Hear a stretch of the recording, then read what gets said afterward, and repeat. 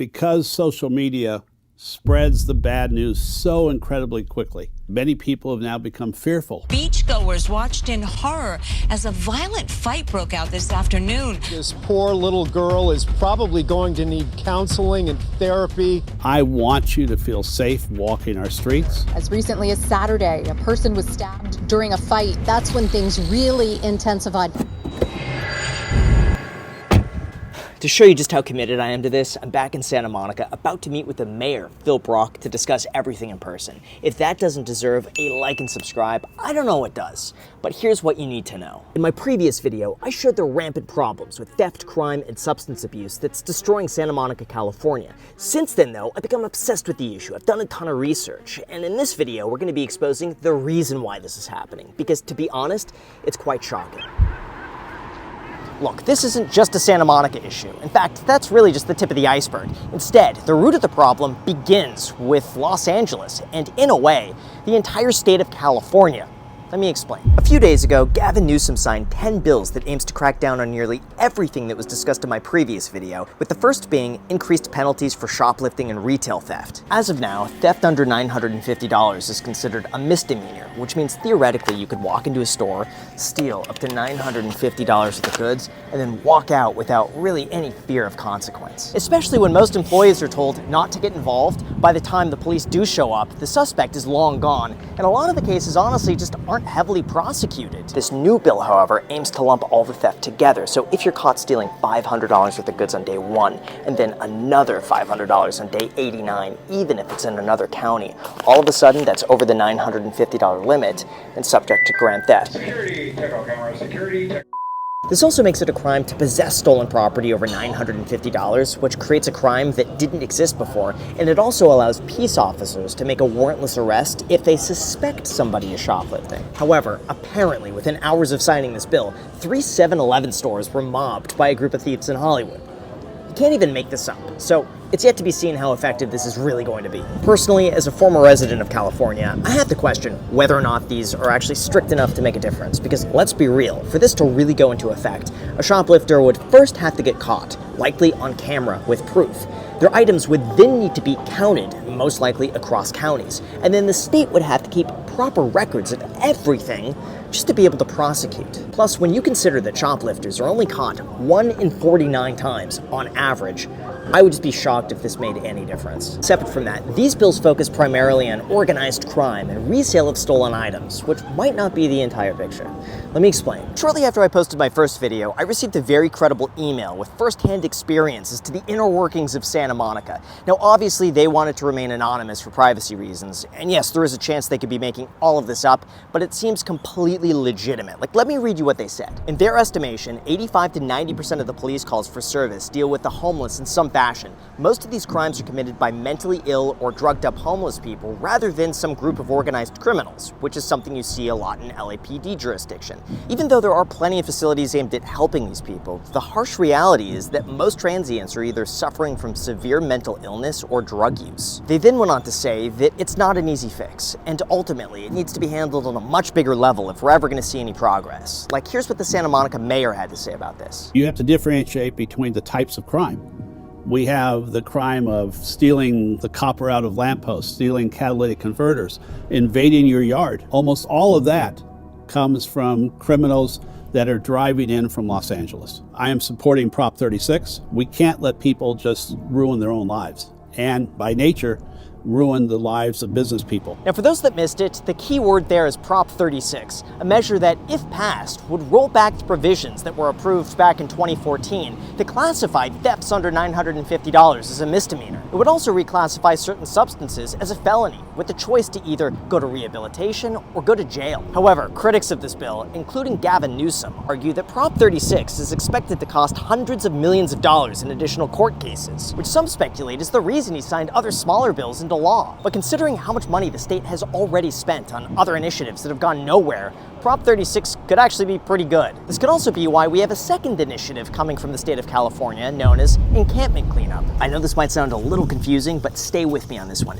The Supreme Court recently ruled that civil and criminal penalties for camping in public are no longer considered cruel and unusual punishment under the 8th Amendment. See, before this ruling, local governments were prohibited from criminalizing sitting, sleeping, or lying outside on public property for homeless individuals who cannot obtain shelter. But that's beginning to change. Starting immediately, state agencies are allowed to remove homeless encampments that pose a risk to life, health, and safety. In terms of how much this is going to cost, it's said that California has so far invested more than $1 billion in encampment resolution grants to clean up homeless encampments and address the underlying issues. And keep in mind, this is already after they've spent $24 billion to clean up the streets and house people. And for anyone who wants to do the math on that, by the way, with 181,000 unhoused people in California, that equates to an average of $138,000 spent per person.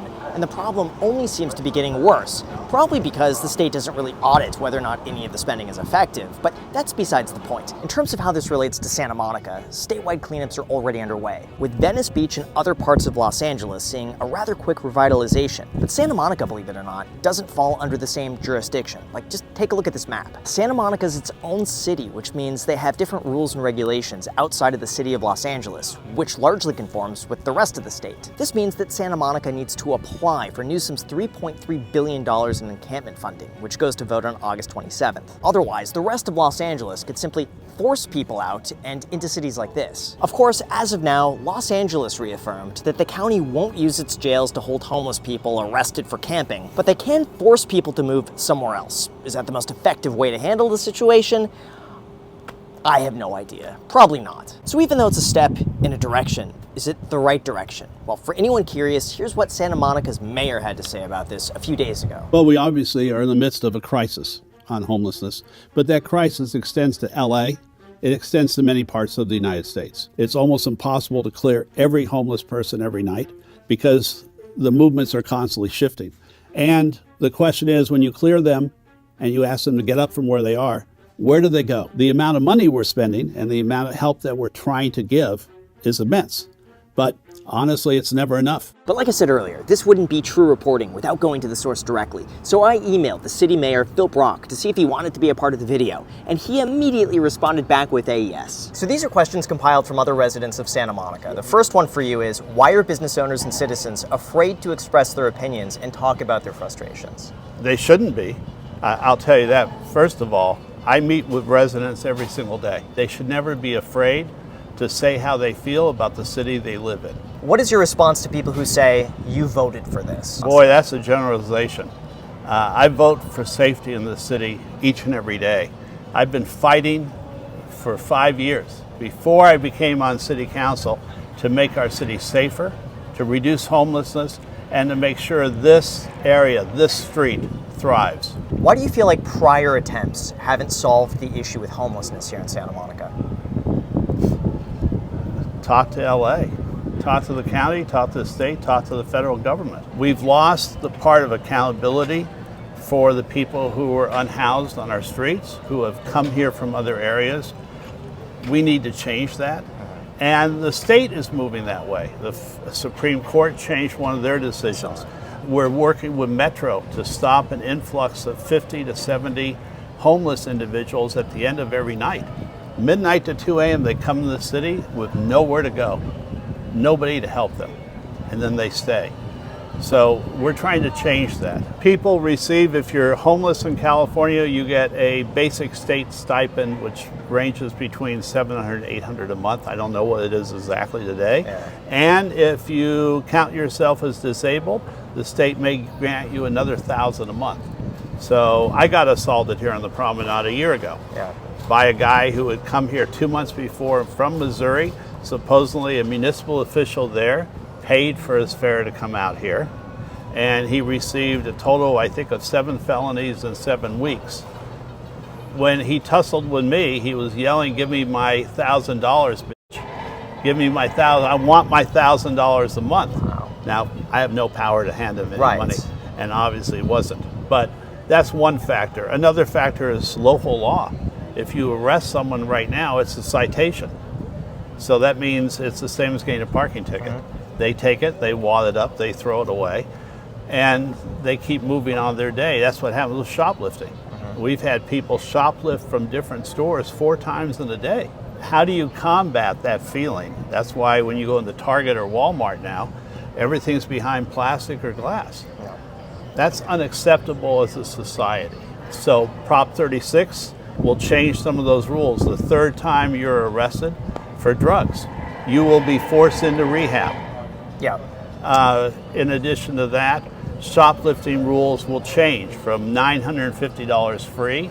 That will ramp significantly downward and be counted as felonies more often. Now, in terms of homeless, the 1 million unit homeless shelter has been getting a lot of flack for $125 million is the total cost. First of all, it's destined to be 100 affordable housing units and 40 to 50 supportive housing units. It's not the city spending that money. We're providing the land so that we can get affordable housing built, because the state of California has required us to build almost 9,000 units, over 6,100 that have to be affordable.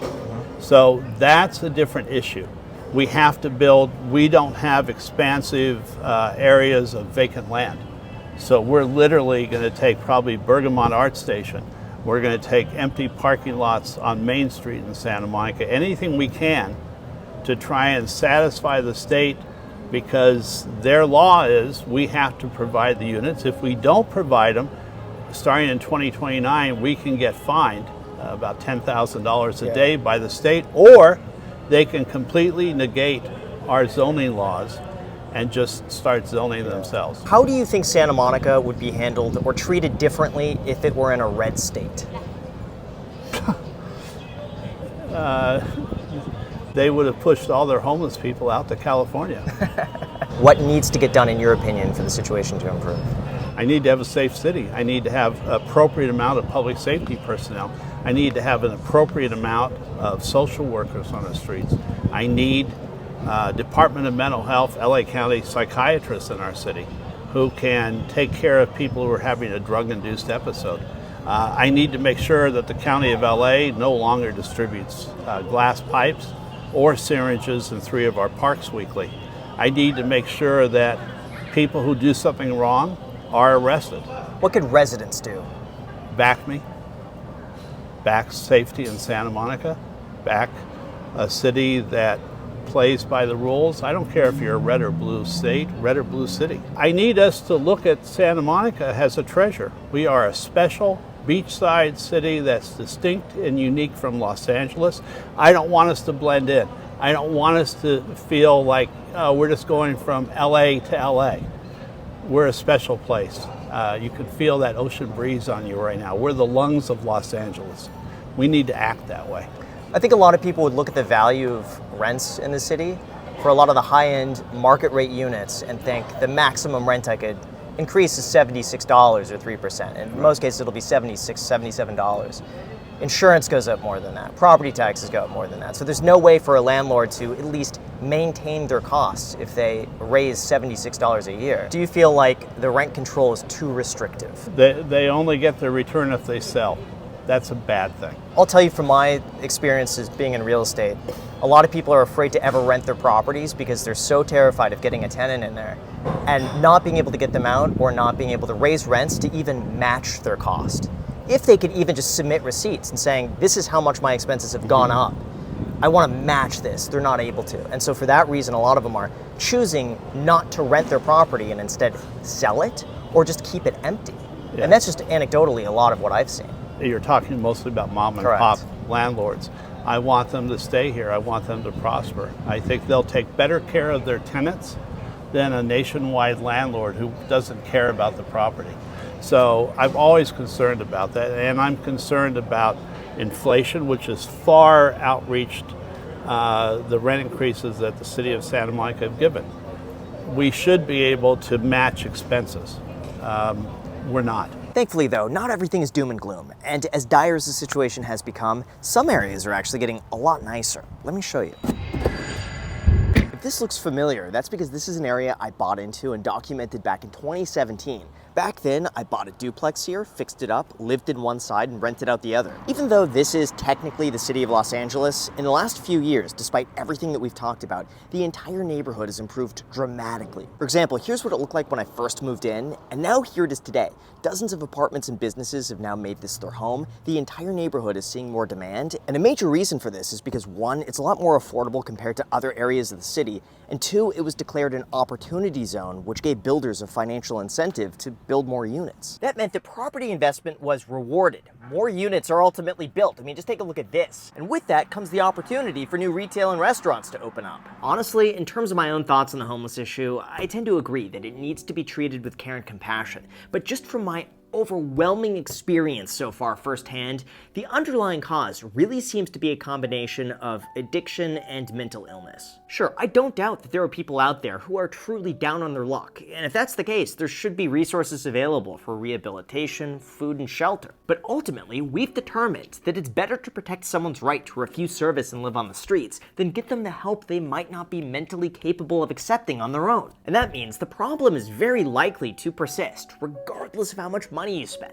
For instance, I've witnessed people out there who I think are functionally incapable of ever assimilating back into society without severe intervention. To me, this is a national issue that can't be the sole responsibility of whatever city they just happen to end up in. Perhaps there could be greater social safety nets, job training centers, rehabilitation facilities, mental health hospitals, or better conditions for those who need a bed to sleep in. Another part of California, known as Santa Cruz, is also experiencing a similar problem. For example, the North Coast Journal of Politics found that even when shelter beds are available, sweeps often fail to fill them. People living on the streets of Santa Cruz say the police often tell them to go to a sanctioned encampment where residents sleep in tents to get meals and showers, but many people won't even consider it. Several unhoused people Cal Matters spoke to said that they don't want to live somewhere with strict rules and a curfew. But here in Los Angeles, one Redditor really summed it up perfectly. Encampment resolutions take people from the street and put them into interim housing, typically at a dilapidated hotel with no case management or services. These hotels become very dangerous and unhealthy very fast. Most people wind up on the street again within a year. A small portion of those individuals get connected to proper services and permanent housing. Separate from that, the amount of money spent on these issues really needs to be tracked to ensure that it actually works in the most cost-effective manner. Like, I think we could all agree that spending $1 million a unit is probably not the best use of taxpayer money. I just think until there's an independent third party overseeing exactly where the money is spent,